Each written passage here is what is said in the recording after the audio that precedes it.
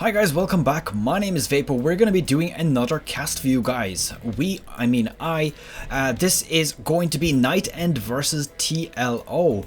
Now, NightEnD, I'll start with him. He is on Team Neurosoft, which I assume stands for Romania in the middle there, because that's exactly where he's from. Doing something very interesting here, putting a pylon here instead of the actual ramp. We're going to get to that a little bit later. On the other side, we have Liquid TLO. This is one of my all-time favorite players. Probably, I would argue this is my favorite player of all time. Not because he's the best, not because he... I don't even know what to say. He's just an awesome guy, and he's very friendly, very polite, and he always puts on a good show for us. So Liquid TLO, Team Liquid obviously is the team that he's on, and he is from Germany. Now, we're going to see what's going to be going on here. An expansion going out from Liquid TLO. That was a 17 hatchery as well, just to note. On the other side here, we do see a gateway inside the main base. This kind of is suggesting that there's going to be some sort of proxy harassment or proxy problems going to be caused basically by NightEnD. So we're going to see what he's going to pull off here. Definitely something you don't generally see.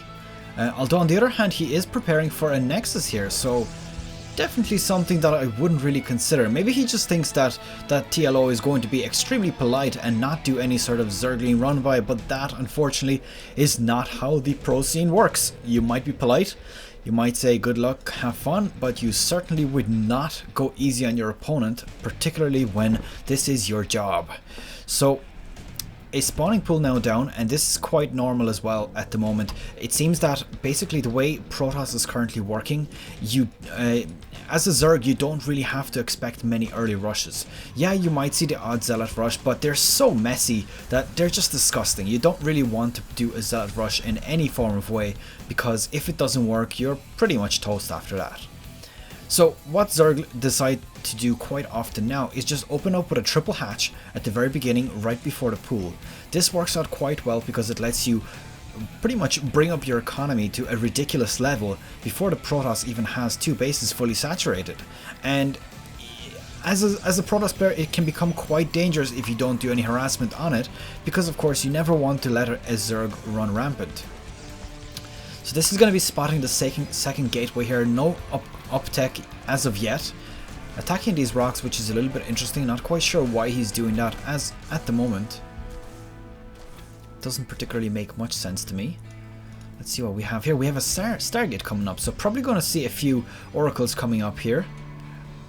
Just for that harassment that we were talking about earlier. As you can see here, 10 drones on this side already. There's a few being produced here, 5 at the moment. So again, this is crazy and very, very important for the Zerg at the start, is to establish that economy and basically pull ahead as far as possible. The two Zerglings just going up ahead to scout out, see what's going on. Going to be denied, but this Zealot of course sitting at the gateway, probably on hold position as well. That is the most common way to do it. Now one thing to note is, I know that this is probably annoying people, this right here. I know that the Zealot, and well, any unit really, is outside of the border. I kind of question that myself. I need to figure out how to edit the custom UI that I'm using. It's a special UI from the Team Liquid forums, and it was actually made for Heart of the Swarm, but looks like it works here as well. I decided to use it because I don't really like the default UI that it comes available with the game. So interesting to note, there is Phoenixes coming out instead of an Oracle. I did expect an Oracle to go out very first thing and basically do a lot of drone harassment with it, but that's of course not the case here. So this Overlord going to get taken out. He's going to scoot on over with the other Overlord here, just in case the Phoenix is going to be doing a bit of scouting, which I believe is probably exactly what's going to happen. He'll try to find this extra Overlord and just basically take it out, try to potentially supply block the Zerg, and if that doesn't work, he's just going to go ahead, bring this over here, potentially snipe out 1 or 2 drones. But of course he does need a few more Phoenixes for that. 2 is not going to be enough because there is Spore Crawlers already on the field. There you go, a second Overlord getting killed here. This is not quite going to supply TLO because he is preparing for it, building extra Overlords the whole time, just to make sure that if an Overlord gets taken out, he's not going to be supply blocked. Now we do notice here there is a total of 6 extractors right now, which does suggest some sort of heavy tech going out very shortly. Now the question is going to be, is it going to be an Infestor play or is it going to be a Mutalisk play? Seeing as there is constant Phoenix production, and I'm going to bring this up to see, there's 3 on the field at the moment and he's producing more the whole time. I wouldn't think that he'll be building Mutalisks, seeing as they get straight out countered by them. I would imagine that this is going to be an Infestor play to basically catch out these Phoenixes in mid-air. Or alternatively, he might just decide that, look, NightEnD is going for all of these air units that can only lift up units, or they can, you know, fire at air. So maybe I will just go ahead and rush heavy ground units such as Roaches, Ravagers, Ultralisks, and essentially just use it to steamroll them all the way through. So here we go, we do have the 4th expansion, or 4th base coming out. See, this is what I was talking about. You need a little bit more Phoenixes to actually do significant damage here. So you can see he took out 4, and then he has to back on out just to basically regenerate health, or shields rather. There we go, a few Zerglings going around, just doing a bit of scout. Probably going to want to see if there's any sort of shenanigans going around. Potentially find if there's any hidden bases, although I honestly don't think he's worried about it at the moment. This drone kind of coming out very awkwardly here, I'm not quite sure. Yeah, did manage to put that crawler down. Ooh, this is interesting there. Infestation pit. So this is, again, either going to be a early hive, or it's going to be tier 3 play. So there we go, we do have pathogen glands on the way, which basically increases the starting energy of infestors by 25, letting them instantly use fungal growth as soon as they're up. So there we go, Hydralisk Den, also morphing that into a Lurker Den. It's definitely something interesting to note. He's doing a bit of ground, a bit of air, a lot of gateways. So this is looking like a lot of gateway play here from NightEnD. He is going to probably build an Immortal or 2 into that army just in case it'll be a mass Roach invasion, but honestly I think that it's going to be a lot of Hydralisks at the moment, because of course he has the Hydralisk and Lurker Den on the way. So probably going to, ooh, an interesting response actually. He sees that there is Hydralisk Den. He probably saw that it's morphing, and he's responding to it with Archons, and also bringing up level 2 weapons. A lot of Zealots also on the way, so that's interesting. So let's see how TLO is going to respond to that. There's a lot of Banelings being morphed here as well. Is it going to be enough to take out all of these Zealots? I don't know. We're going to have to see now. But this is pretty much all a slow army on the ground. So there we go. We have a few Banelings on the way now. Let's see if they're going to engage straight onto that. That one Queen getting taken out here. Let's see what he's going to do here. A few Hydralisks on the way as well. So you can see 9 of them on the way. Level 2 melee attack. This is really starting to become interesting now. He's gonna potentially go for Hydralisk or Ultralisk here, although I don't think he has a hive as of yet, if I'm not mistaken. No, he doesn't. Oh, there we go. These Zealots are now over here, bringing them in with the Warp Prism, very quickly getting cleaned out with the Banelings. But now this army is pretty much poking at the front. It's going to be interesting to see what he pulls off. Oh wow, this is what he was doing. I thought he actually brought them in with the Warp Prism, but instead he's literally warping in. Exactly the second purpose of the Warp Prism. It's a very good play here from NightEnD. He actually ended up clearing out this whole mineral line, which is quite significant considering it's not actually mined out yet. So it's sometimes considered a waste to throw so many units at this, but at the same time this is not fully mined out yet, which means he will probably have to remorph all of these drones and basically mine it out, because there is a significant amount of resources there.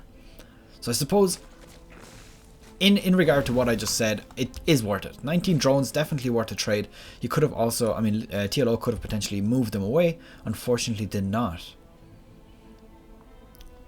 So there we go, we do have the movement going out from the Zerg player. Gonna burrow these Lurkers. He's probably going to want to get all of the units to engage together, because as you can see they're pretty clumped up because they're so big. Oh, all the units going in the wrong direction it seems.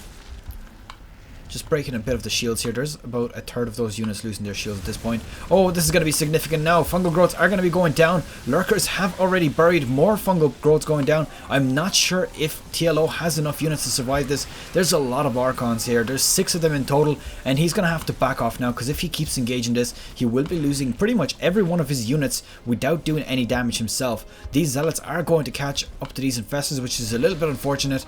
So let's see how this is progressing. These Hydras just being rallied up here, not quite sure what the purpose of that was. Perhaps just distracting NightEnD so he does not catch up. A little bit of... Ooh, this Hydralisk got very lucky. One more hit and he would have been taken out as well. So on the production tab we do have a few Hydras, one Lurker actually, level 2 Carapace, level 1 ranged attack. So this is a bit of a problem. Level 3 ranged attack or ground units for NightEnD. Now he is aware that at this point TLO wants to take on this next expansion, so obviously he's going to be doing his best to deny that. There we go, another Zealot drop here. As you can see, NightEnD is throwing a lot of minerals at the main base. I'm not sure if maybe he wants to take out one of the tech buildings. That would potentially do a lot of damage to TLO. But another run straight into the mineral lines, taking out pretty much all of these drones, not getting pulled out, and when they are getting pulled out, they're running straight into those Zealots. Not sure if this was the correct way of taking them out. 16 drones taken out already. This base also kind of getting cleaned up very slowly here, and not enough defenses with these spine crawlers. Now these Zealots are going to take out this hatchery, and this is unfortunate. As much as I love TLO, he is currently not playing up to the very highest standard that it could be. He is making small mistakes that even I can spot. Unfortunately, obviously the pressure of a pro game does impact heavily on how you perform your actions and of course what decisions you make. Have to admit, at this point, at about 8 minutes, I would have probably lost this game. So obviously I'm not complaining to TLO, I'm not giving out to him. This is just small things that I want to point out, that he basically took out the drones the wrong way. So these Archons are now proving quite a lot of difficulty for TLO. They're just so damn tanky, very beefy, and you know, at the same time they do a lot of damage, hard to kill, and TLO unfortunately building all of these squishy units, and these Lurkers are just a little bit out of place. He could just jump straight onto them and just take them out pretty much instantly. TLO, you want to bury these quickly. Yes, very good bury here. A little bit out of place with these guys over here, but he is doing some damage. These guys would definitely want to bury now, do as much damage as they can. This Archon on 9 health. More Zealots being warped in here. This Zealot drop-in is doing so much damage to TLO at this point. TLO is completely out of minerals, and this is not looking to end well for him right now. These Zealots are getting cleaned up, but on the other hand, so are TLO's units here, getting surrounded by Archons, and this strategy has proved to be quite effective. Liquid TLO GGing out of the game, and that is game number 1 of this best of 3 series. Very well played by NightEnD, doing a lot of harassment with the Zealot drop-ins. Quite new, I've never really seen something like that. Generally you'd see the Adept drop-ins, but that's pretty much it. I'll end it here. We'll jump straight into the second game, and I'll be casting that in just a few moments. Hi guys, thank you for making it all the way to the end of this video. My social media links are on the left hand side here if you want to follow me. This was game number 1 between Liquid TLO and NightEnD. Again, thank you for finishing the video, and if you have any suggestions or comments, please leave them in the comment section below, and I will respond to as many of them as possible. Probably all of them. I'm not getting a huge amount of comments. That's it, I'll end it here. Good luck, take care, bye bye.